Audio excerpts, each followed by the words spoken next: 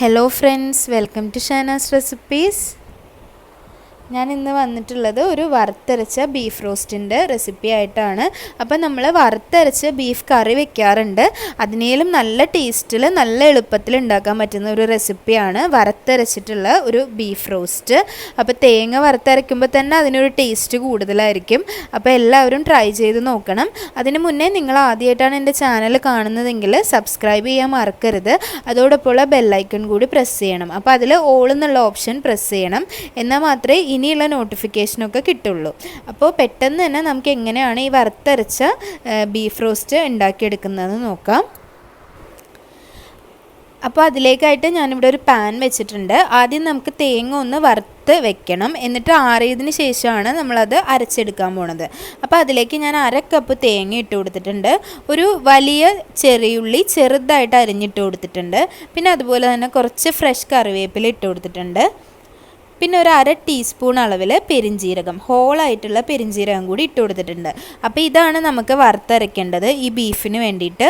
അപ്പോൾ ഞാനിവിടെ പറയുന്നത് ഏകദേശം ഒരു 250-300 ഗ്രാം ബീഫാണ് ഞാൻ എടുത്തിട്ടുള്ളത് കേട്ടോ. അപ്പോൾ അതിൻ്റെ അളവാണ് പറയുന്നത്. അപ്പോൾ നിങ്ങൾ അളവനുസരിച്ച് നിങ്ങളുടെ ഇൻഗ്രീഡിയൻസിൻ്റെ അളവും കൂട്ടണം. അപ്പോൾ ഇത് നന്നായിട്ടൊന്ന് വറുത്തെടുക്കണം. ഇതുപോലുള്ള വെള്ളമൊന്നും ഇല്ലാതെ തേങ്ങ നല്ലപോലെ ബ്രൗൺ ആയിരിക്കണം. അതുപോലെ തന്നെ അത് കരിഞ്ഞു പോകാൻ പാടില്ല. ആദ്യം ഒരു മീഡിയം ഫ്ലെയിം ഇട്ടൊന്ന് വറുക്കുക. നന്നായിട്ട് ചൂടായിട്ടുള്ള ചട്ടിയിലേക്ക് വേണം നമ്മൾ ഇൻഗ്രീഡിയൻസ് ഇട്ട് കൊടുക്കാനായിട്ട്. അതിനുശേഷം മീഡിയം ഫ്ലെയിമിൽ വെച്ച് അത് വറുത്തെടുക്കണം.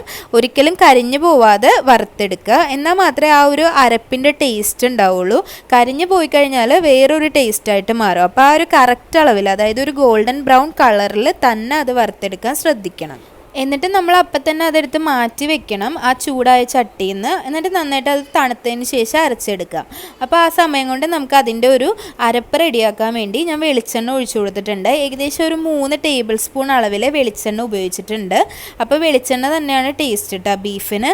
ഇനി അതിലേക്ക് ഞാനൊരു 30 ചെറിയുള്ളി ചെറുതായിട്ട് ഒന്ന് അരിഞ്ഞിട്ട് കൊടുത്തിട്ടുണ്ട്.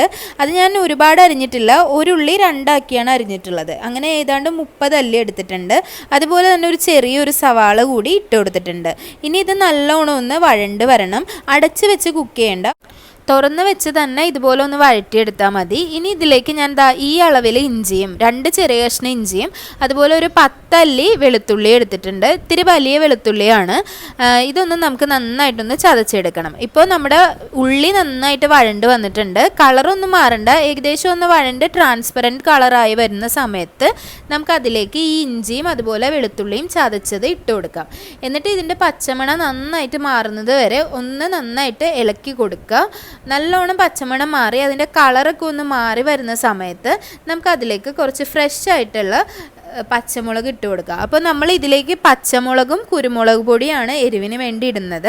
അപ്പോൾ പച്ചമുളക് നിങ്ങളുടെ എരിവിനനുസരിച്ച് ഇടുക. ഇവിടെ ഇപ്പോൾ ഞാനൊരു 3 പച്ചമുളക് ഇട്ടിട്ടുണ്ട്. ഇത് കുറച്ച് എരിവുണ്ടാവും. അപ്പോൾ എരിവിനനുസരിച്ച് നിങ്ങൾ കുറയ്ക്കുക കൂട്ടുകയൊക്കെ ചെയ്യാം. ഇനി അതിലേക്ക് നല്ല ഫ്രഷ് ആയിട്ടുള്ള കറിവേപ്പില ഇട്ട് കൊടുത്തിട്ടുണ്ട്. കറിവേപ്പില കൂടി ഇട്ട് കൊടുത്തിട്ട് ഒന്നങ്ങ് വഴറ്റിയെടുക്കുക. അപ്പോൾ ഞാനിതിലേക്ക് ആവശ്യമായിട്ടുള്ള ഉപ്പ് ഇട്ട് കൊടുത്തിട്ടുണ്ട്. ഏകദേശം ഒരു 1/2 ടീസ്പൂൺ അളവിൽ ഉപ്പാണ് ഇപ്പോൾ ഇട്ട് കൊടുത്തിട്ടുള്ളത്. കാരണം നമ്മൾ ബീഫ് ഓൾറെഡി വേവിച്ച് വെച്ചിട്ടുണ്ട്. അതിലും ഞാൻ ഉപ്പും മഞ്ഞൾപ്പൊടിയും കുരുമുളക് പൊടി ഇട്ടാണ് വേവിച്ചിട്ടുള്ളത്.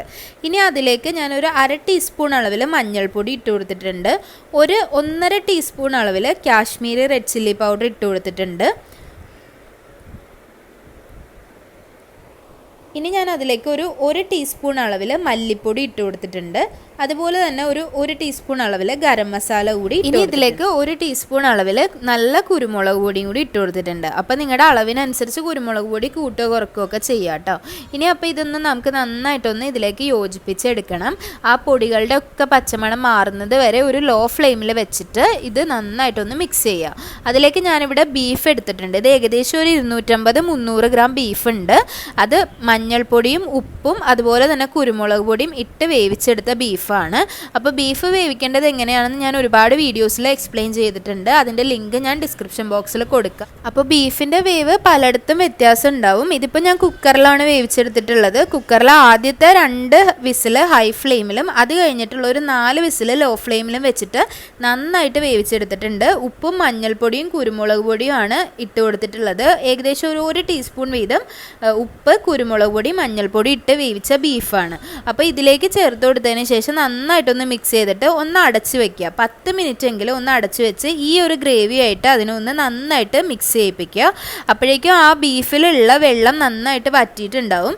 പിന്നെ ബീഫ് വേവിക്കുമ്പോൾ ഞാൻ കുക്കറിൽ വെള്ളം ഒഴിച്ചിട്ടേ ഇല്ല കേട്ടോ. വെള്ളം ഒഴിക്കാതെയാണ് ബീഫ് വേവിച്ചിട്ടുള്ളത്. അപ്പോൾ 10 മിനിറ്റ് ലോ ഫ്ലെയിമിൽ വെച്ച സമയത്ത് നമ്മുടെ ബീഫിൻ്റെ ആ വെള്ളം എല്ലാം നന്നായിട്ട് ഇതിലേക്ക് നന്നായിട്ടൊന്ന് പിടിച്ച് വന്നിട്ടുണ്ട്. അപ്പോൾ ഈ സമയത്ത് നമ്മൾ നേരത്തെ വറുത്ത് വെച്ചിട്ടുള്ള തേങ്ങ വെള്ളം ചേർക്കാതെ അരച്ചതാണിത്. തീരെ വെള്ളം ചേർത്തിട്ടില്ല, നന്നായിട്ട് അരച്ചെടുത്തിട്ടുണ്ട്. അതുകൊണ്ട് തന്നെ ഇത് ഏകദേശം ഒരു പൊടി പോലെ തന്നെയാണ് ഇരിക്കുന്നത്. ചെറിയൊരു തേങ്ങയുടെ ഒരു മോയ്സ്ചർ കണ്ടൻറ്റ് മാത്രമേ ഇതിലുണ്ടാവുള്ളൂ. അപ്പോൾ ഇതുപോലെയാണ് കേട്ടോ വറുത്തരച്ചാൽ ഉണ്ടാവുക. തീരെ വെള്ളം ചേർക്കരുത്. വെള്ളം ചേർക്കാതെ അരച്ചാൽ മാത്രമാണ് നല്ല ടേസ്റ്റിൽ കിട്ടുക. അപ്പോൾ അതുകൂടി ഞാൻ അതിലേക്ക് ഇട്ട് കൊടുത്തിട്ടുണ്ട്. അപ്പോൾ ഇതൊന്ന് ഇട്ടിട്ട് നന്നായിട്ടൊന്ന് മിക്സ് ചെയ്തിട്ട് കുറച്ച് കറിവേപ്പിലയും കൂടി ചേർത്തിട്ട് നല്ലോണം ഒന്ന് മിക്സ് ചെയ്ത് കുറച്ച് നേരം കൂടി ഒരു 5 മിനിറ്റ് കൂടി അടച്ച് ലോ ഫ്ലെയിമിൽ വെച്ച് കഴിഞ്ഞാൽ നമ്മുടെ നല്ല ടേസ്റ്റി ആയിട്ടുള്ള ബീഫ് റോസ്റ്റ് റെഡിയായി കിട്ടും. അപ്പം ഞാൻ അതിലേക്ക് ആ ഒരു മിക്സ് ഒന്ന് മിക്സ് ചെയ്യാൻ വേണ്ടിയിട്ട് വളരെ കുറച്ച് ഒരു 1/4 ഗ്ലാസ് വെള്ളം ഒഴിച്ചു കൊടുത്തിട്ടുണ്ട്. അതൊന്നങ്ങ് മിക്സായി വരാൻ വേണ്ടിയിട്ടാണ് വെള്ളം ഒഴിച്ചു കൊടുത്തിട്ടുള്ളത്. കുറച്ച് നല്ല ഫ്രഷ് ആയിട്ടുള്ള കറിവേപ്പില കൂടി ഇട്ട് കൊടുത്തിട്ടുണ്ട്. അപ്പോൾ ഇതുകൂടി ഇട്ട് കഴിഞ്ഞാൽ ഈ സമയത്ത് നല്ലൊരു ഫ്ലേവറാണ്. ഇതൊന്ന് അടച്ച് വെച്ച് തുറക്കുമ്പോൾ നല്ലൊരു മണം കിട്ടും. അതുപോലെ തന്നെ നല്ല ടേസ്റ്റാണ് കേട്ടോ. ചപ്പാത്തിക്കും അപ്പത്തിനും പൊറോട്ടയ്ക്കും അതുപോലെ തന്നെ ചോറിന് കൂട്ടി കഴിക്കാനും നല്ല ടേസ്റ്റി ആയിട്ടുള്ള ഒരു വറുത്തരച്ച ബീഫ് റോസ്റ്റാണ്. അപ്പോൾ എല്ലാവരും വറുത്തരച്ച് ബീഫൊക്കെ കറി വെക്കാറുണ്ട്. അതും നല്ല ടേസ്റ്റാണ്. അപ്പോൾ ഇതുപോലെ ഒന്ന് ട്രൈ ചെയ്ത് നോക്കൂ. അടിപൊളിയാണ്. നല്ല വെറൈറ്റി ആയിട്ടുള്ള നല്ല ടേസ്റ്റി ആയിട്ടുള്ള ഒരു ബീഫ് റോസ്റ്റാണ്. അപ്പോൾ എല്ലാവർക്കും വീഡിയോ ഇഷ്ടമായെന്ന് വിചാരിക്കുന്നു. വീഡിയോ ഇഷ്ടമായെങ്കിൽ ലൈക്ക് ചെയ്യാനും ഷെയർ ചെയ്യാനും സബ്സ്ക്രൈബ് ചെയ്യാനും മറക്കരുത്. ഇനിയും നല്ലൊരു വീഡിയോ ആയിട്ട് വരുന്നതായിരിക്കും. അപ്പോൾ അതുവരേക്കും താങ്ക് യു.